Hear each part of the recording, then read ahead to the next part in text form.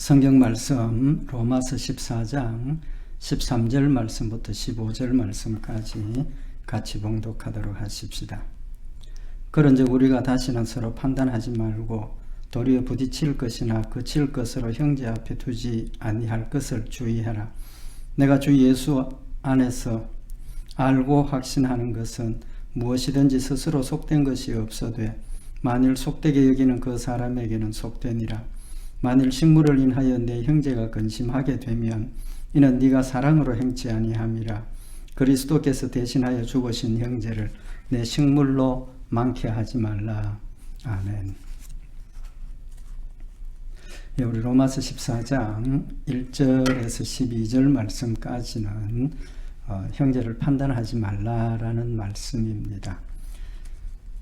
판단하지 말아야 될 이유가 하나님께서 우리 교회 또 성도들을 그리스도의 지체로서 몸의 지체로서 하나 되게 하셨기 때문에 하나 되게 하신 것을 우리가 잘 감당하고 하나가 되어서 힘을 합쳐서 하나님을 섬겨야 된 이제 그 일을 위해서는 서로 판단하고 업신여기지 않아야 된다는 사실을 말씀을 하셨고, 또 그 이유가 우리 성도들의 본질이 믿음이 강한 자나 연약한 자나 모두가 우리 하나님을 위해서 사는 것이기 때문에 우리가 하나님을 위해서는 하나가 되어야 한다는 사실을 말씀을 하셨고, 또 하나님께서 우리의 심판주가 되시고 우리는 하나님 앞에 반드시 심판받으러 선다는 그 사실 때문에 우리가 판단하지 말고 또 업신여기지 말아야 된다는 사실을 말씀을 참고를 했습니다. 이제 13절 이하에 나타나는 이 말씀도 근본적인 목적은 같습니다. 하나님께서 하나 되게 하신 것을 우리가 지키기 위해서 해야 될 일을 말씀을 하십니다. 신앙생활을 크게 두 가지로 나눌 수 있는 부분이 있습니다. 그 뭐냐 하면 하나는 소극적인 신앙생활, 또 다른 하나는 적극적인 신앙생활입니다. 그 소극적이라는 것은 이제 1절에서 12절 말씀까지 말씀을 교훈하신 것처럼 하지 않는 것, 하나님의 말씀을 지키고 하나 된 것을 지키기 위해서 하지 않는 것, 소극적인 거죠. 그 소극적인 것도 필요하지만 하나님 우리에게 원하시는 신앙의 자세는 소극적인 것을 넘어서 적극적인 신앙생활을 하나님 우리에게 원하시는 겁니다. 그 적극적인 신앙생활이 뭐냐 하면 하지 말라 하신 것 그냥 안 하는 그런 정도가 아니라 적극적으로 해야 될 일을 찾아서 하는 것, 행하는 것, 이제 그것이 적극적인 신앙생활이죠.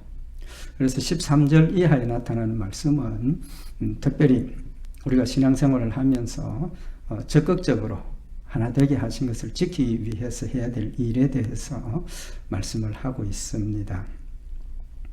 오늘 여기 13절에 보면 그런즉 우리가 다시는 서로 판단하지 말고, 그런즉 우리가 다시는 서로 판단하지 말고, 그러니까 12절까지 우리가 판단하지 말아야 될 이유를 상고를 했습니다. 그런 이유들로 우리가 다시는 서로 판단하지 말아야 되고, 그 다음에 해야 될 일이 도리어 부딪힐 것이나 그칠 것을 형제 앞에 두지 아니할 것을 주의하라. 그냥 다른 사람의 것을 판단하지 않는 정도가 아니라 이제는 내가 다른 사람에게 다른 사람을 넘어지게 하는 그런 신앙에 그치는 돌이 안 되도록 주의하라는 사실을 말씀을 하고 있는 겁니다. 그래서 우리가 앞에서도 상고를 했던 것처럼 판단하지 말아야 될 이유는 이제 말씀드린 것처럼 우리 모두가 믿음이 강한 자나 연약한 자나 하나님을 위해서 사는 삶이라는 것, 또 우리가 모두 하나님 앞에 심판받아야 하는 자들이라는 것, 그래서 심판받는 것, 그런 일들을 우리가 기억을 하고 판단하지 말아야 된다는 사실을 말씀을 하셨는데, 이제 그런 소극적인, 내가 이제 다른 사람 판단하지 않고 업신여기지 않고 그냥 내 일 하는 이제 그런 소극적인 자세에서 벗어나서 한 걸음 더 나가서 이제 적극적인 신앙의 열매를 요구를 하시는 겁니다. 그래서 도리어 부딪힐 것이나 그칠 것으로 형제 앞에 두지 않을 것을 주의하라. 이제는 다른 사람 판단 안 하는 걸 넘어서 내 자신의 삶에 대한, 내 자신의 신앙의 모습에 대한 것을 책임을 지라는 거죠. 다른 사람에게 나쁜 영향을 미치고 다른 사람에게 신앙에 손해를 끼치는 그런 일들을 하지 말라라는 겁니다. 이제 말씀드린 것처럼 하나님이 우리에게 원하시는 것은 적극적인 신앙적인 삶을 요구를 하시는 거죠. 예를 들면 회개에 대한 예, 회개에 대한 예를 에베소서 4장 28절에 말씀을 하셨는데 도적질하는 자는 다시 도적질하지 말고 돌이켜 빈궁한 자에게 구제할 것이 있기 위하여 제 손으로 수고하여 선한 일을 하라. 도적질한 것 잘못했습니다. 하나님 다시는 도적질하지 않겠습니다. 용서해 주십시오. 회개하고 이제는 다시는 도적질 안 하게 되었습니다. 그걸로 끝이 아니라는 거죠. 그것까지는 소극적인 거죠. 소극적인 거. 도적질 하다가 이제 안 하고 거치는 것. 근데 거기서 한 걸음 더 나가서 적극적으로 내가 가난한 사람, 어려운 사람, 필요로 한 것들 나누어 주고 베풀 수 있도록 적극적으로 내 손으로 수고하고 하나님 주신 축복을 가지고 선한 일을 하라라고 말씀을 하고 계시는 거죠. 그래서 우리 신앙생활은 적극적인 그런 신앙의 모습이 되어야 한다는 것을 말씀을 하고 있는 겁니다. 그래서 다른 사람 판단하고 분별하고 업신여기고 그런 게 아니라 이제 거기에서 한 걸음 더 나가서 적극적으로 선한 영향력을 미치고 내 삶의 모습이 빛이 되고 소금이 되는, 그래서 내 모습 때문에 다른 사람들이 넘어지는 일들이 없도록 조심하라는 거죠. 여기 부딪힐 것이라 그랬는데 부딪힐 것이나 거칠 것, 부딪힐 것이라 그랬는데 이 말씀의 의미가 뭐냐 하면 부딪힌다는 장애물이죠. 길 가다가 어디 턱 부딪히면 넘어집니다. 그 다음에 이제 거친다 하는 이 말은 문자적으로 함정이나 덫의 의미가 있습니다. 그래서 내 자신이 하는 그 신앙생활의 모습이 다른 사람이 내 모습을 보고 부딪혀서 신앙의 걸림돌이 되어서 넘어지게 한다든지, 또 내 자신의 신앙생활이 다른 사람에게 덫이 되어서 함정에 빠져서 신앙생활을 하지 못하게 하는 이제 그런 존재가 되면 안 된다는 거죠. 그래서 결국은 부딪힐 것, 거칠 것이라는 것은 비유적으로 다른 사람을 실족해 하는, 신앙에 손해를 일으키는 그런 일들을 하지 말라는 거죠. 그래서 고린도전서 8장 9절에 보면 그런즉 너희 자유함이 약한 자들에게 거치는 것이 되지 않도록 조심하라. 여기 거치는 것이라 그랬습니다. 그래서 넘어뜨리고 또 함정에 빠뜨리고 이제 그런 하지 말라는 거죠. 예를 들어서 이제 고린도전서 8장 10절에 이제 예를 들어서 말씀을 하셨는데 이제 13절, 14절, 15절에도 이제 같은 내용의 말씀을 하시지만 먹는 음식, 우상의 제물을 나는 먹어도 된다. 모든 것이 다 하나님 주신 것이고 깨끗하다.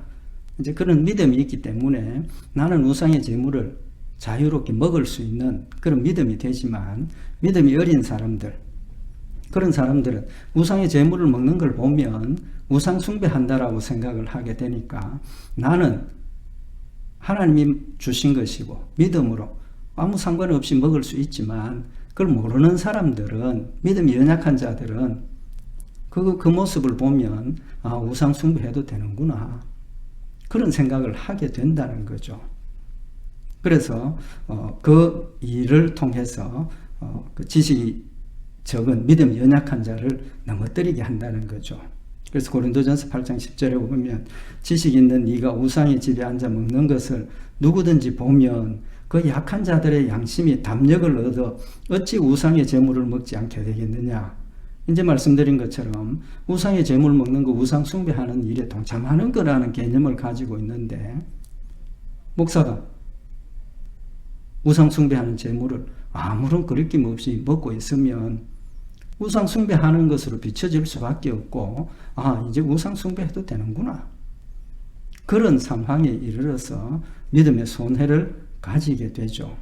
그래서 고린도전서 8장 11절에 보면 그러므로 내 지식으로 그 약한 자가 멸망하나니 그는 그리스도께서 위하여 죽으신 형제라. 먹어도 된다는 믿음의 지식이 없는 사람은 그걸 이해를 못하고 우상 숭배하는 일에 빠질 수 있다는 겁니다. 그래서 고린도전서 8장 12절에 보면 이같이 너희가 형제에게 죄를 지어 그 약한 양심을 상하게 하는 것이 곧 그리스도에게 죄를 짓는 것이니라. 나는 믿음의 자유를 가지고 문제없이 먹었지만 믿음이 연약한 자는 그걸 보고 오해를 하게 되고 또 우상 숭배하는 자리에 들어가게 되면 그 일 자체가 그 형제에게 죄를 짓는 일이라는 사실을 밝히고 있는 겁니다.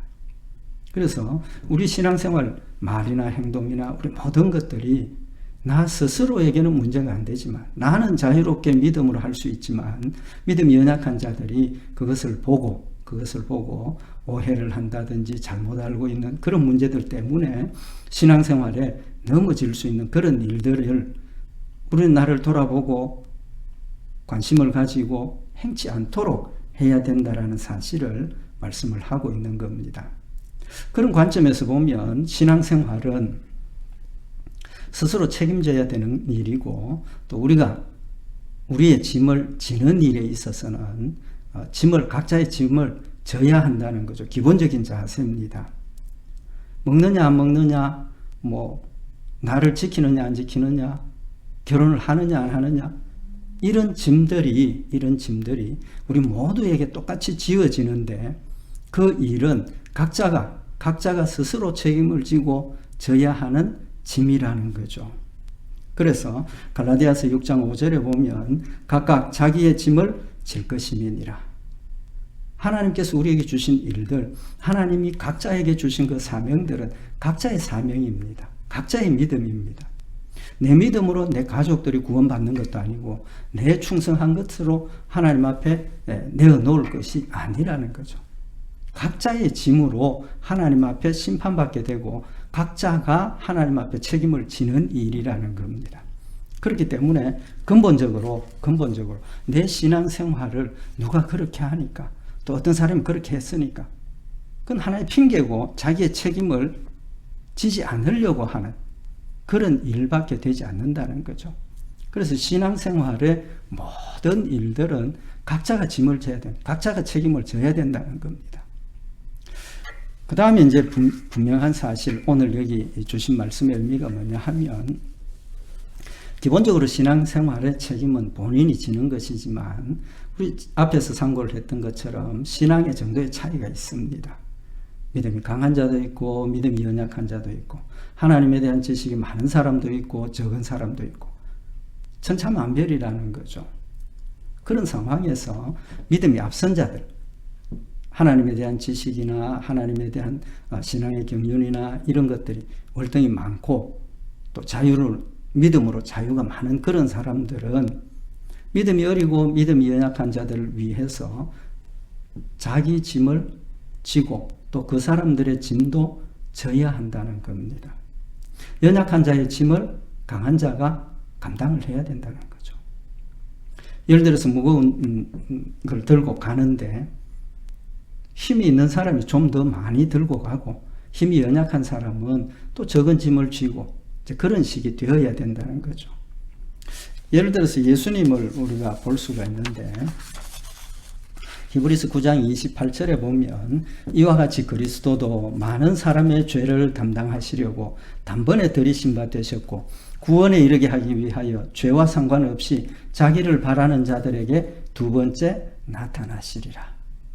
예수님께서 나를 대신해서 십자가에 못 박혀 죽으시는 그 일은 모든 죄인들의 죄를 예수님이 담당하신 거죠. 전혀 자기의 짐이 아닙니다. 자기의 죄가 아닙니다. 죽어가는 모든 사람들의 죄를 담당하셨다는 거죠. 그래서 베드로전서 2장 24절에도 보면 친히 나무에 달려 그 몸으로 모든 죄를 담당하셨으니 예수님 육신의 몸으로 오셔서 육신으로서 내 죄를, 우리 모든 사람의 죄를 직접 담당하셨다는 겁니다. 우리에게 신앙의 본을 보여주시는 거죠. 믿음이 앞서고 또 감당할 힘이 있는 사람이, 믿음이 연약하고 힘이 없는 사람의 짐을 나누어지고 대신 담당하는 것이 우리에게 필요하다라는 사실을 우리에게 본으로 보여주셨고, 이는 우리로 죄에 대하여 죽고 의에 대하여 살게 하심이라. 제가 채찍에 맞음으로 너희는 나음을 얻었다. 예수님께서 나를 대신해서 채찍에 맞으시고, 예수님께서 나를 대신해서 창에 찔리시고, 예수님께서 대신해서 모욕을 당하시고, 예수님께서 나를 대신해서 십자가에 죽으심으로 우리가 나음을 얻었다, 생명을 얻었다는 사실을 말씀을 하고 있는 겁니다. 그래서 믿음이 강한 자가 연약한 자의 짐을 드는 그 일이, 짐을 들어주는 그 일이 그 연약한 자에게는 유익함을 주는 일이라는 사실을 우리에게 교훈을 하고 계시는 거죠. 뿐만 아니라 예수님께서 공생애 동안 많은 환자들을 고치시고 귀신 들린 자를 낫게 하셨습니다. 그 의미를 영적으로 마태복음 8장 16절에 보면 저물매 사람들이 귀신 들린 자를 많이 데리고 예수께 오거늘 예수께서 말씀으로 귀신들을 쫓아내시고 병든 자를 다 고치시니, 예수님께서 많이 고쳐주셨습니다. 귀신 들린 자를 낫게 하셨습니다. 심지어 죽은 나사로를 살리시기까지 하셨습니다. 그렇게 병자들을 고치시고 먹을 것 주시고 그런 일을 하신 의미가 뭐냐 하면 마태복음 8장 17절에 해석하기를, 이는, 그러니까 예수님께서 귀신을 쫓아내고 병든 자를 고쳐주시는 그 이유는 선지자 이사야로 하신 말씀에 우리 연약한 것을 친히 담당하시고 병을 짊어지셨도다 함을 이루려 하심이더라. 메시아가 이 땅에 오시면 우리의 연약한 것을 친히 담당하시고 우리의 병을 짊어지시고 우리의 죽음을 대신 지신다라고 말씀을 하셨는데, 그 일을 위해서 실제로 환자들을 낫게 하시고 귀신 들린 자를 정상으로 돌리시고 그렇게 하셨다는 거죠. 결국은 예수님의 공생애의 삶은 강한 자가, 믿음이 강한 자가 연약한 자의 짐을 들어주고 또 생명의 길을 이끌어가는 본을 영적으로 우리에게 보이신 것이고, 오늘 여기 본문 말씀에서 다시는 서로 판단하지 말고 도리어 부딪힐 것이나 거칠 것으로 형제 앞에 두지 않도록 주의하라. 이게 우리들이 기본적으로 해야 될 신앙의 모습이라는 거죠. 신앙이 강하다 약하다는 것은 상대적인 겁니다. 어떤 절대적인 기준을 가지고 이것 이상은 강한 사람이고 이것 이상은 약한 사람이다가 아닙니다. 상대적인 겁니다. 나보다 믿음이 약한 사람 앞에 서면 나는 연약한 사람이지만 그 사람보다는 나는 믿음이 강한 사람입니다. 이제 그런 말을 떼는 사람 앞에 그런 말을 걷지 못하고 기어다니는 사람은 어떤 면에서 보면 그런 말을 하는 사람이나 기는 사람은 청년들보다는 믿음이 약한 사람이죠. 그럼에도 불구하고 상대적으로 보면 아직 그럴 수 없어 기어다니는 사람보다는 그런 말을 하고 걷는 사람이 강한 자라는 겁니다. 그렇기 때문에 연약한 자의 짐을 진다는 것은 목사만 아니면 장로님만 신앙생활을 오래 한 사람만 다른 사람의 짐을 지는 것이 아니라 상대적으로 나보다 더 연약한 사람이 있으면 그 사람이 넘어지지 않도록, 신앙에 손해가 되지 않도록 관심을 가지고 내 모습을 살피고 본을 보일 수 있는 그런 모습이어야 한다는 사실을 우리에게 교훈을 하고 있는 겁니다. 그래서 첫째는 자기의 짐은 자기가 스스로 져야 되고, 두 번째는 믿음이 강한 자가 연약한 자의 짐을 들어주는 것이고, 마지막에 한 가지 남은 게 뭐냐 하면, 그럼 항상 믿음이 약한 사람의 짐을 믿음이 강한 사람이 지느냐는 겁니다. 그것도 아니죠. 그것도 아닙니다. 믿음이 강하다고 항상 승리하는 것도 아니고 믿음이 연약하다고 항상 넘어지는 것도 아니라는 거죠. 그래서 갈라디아 6장 1절에 보면 형제들아, 사람이 만일 무슨 범죄한 일이 드러나거든 신령한 너희는 온유한 심령으로 그러한 자를 바로잡고 내 자신을 돌아보아 너도 시험을 받을까 두려워하라. 그러니까 서로 이렇게 돌아보고 격려하고 위로하고 바른 길 갈 수 있도록 하고, 그 다음에 내 자신을 돌아보고, 그 다음에 갈라디아서 6장 2절에 보면 너희가 짐을 서로 지라 그리하여 그리스도의 법을 성취하라. 서로 지랍니다. 서로 지라. 믿음이 강한 사람이라고 해서 믿음이 연약한 자의 짐만 들어주는 게 아니라 믿음이 연약한 사람도 때로는 믿음에 강한 사람의 짐을 들어줄 수 있습니다. 들어줄 수 있다고. 대신 질 부분도 있을 수 있다는 겁니다.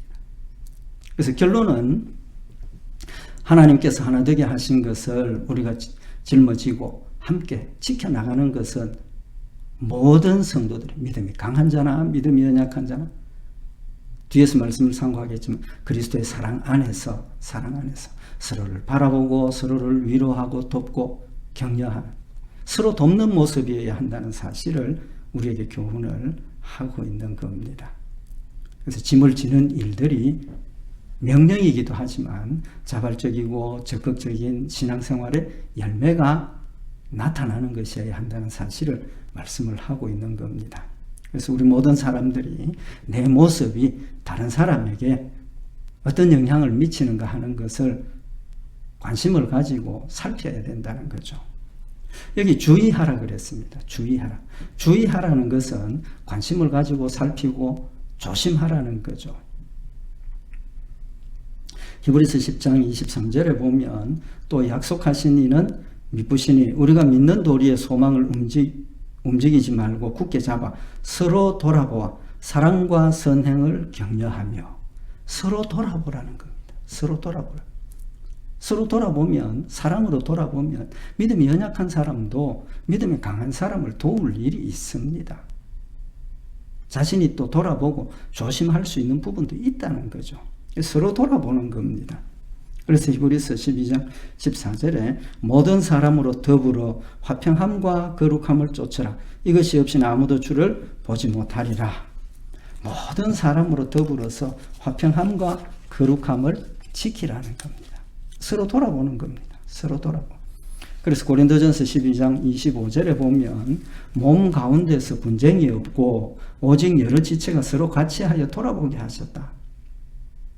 우리 성도들 교회가 하나됨을 지체의 비유를 하셔서 말씀을 하시면서 몸에도 상대적으로 더 소중하고 귀하게 보이는 그런 부분들이 있고 또 상대적으로 강하고 그런 부분도 있을 수 있다는 거죠. 그렇지만 어느 부분이 더 중요하고 어느 부분이 더 결정적이다 그런 게 아니라는 거죠. 그래서 서로 돌아봐요. 손은 손대로 발은 발대로 서로 돕는 것이라는 사실을 말씀을 하고 있는 겁니다.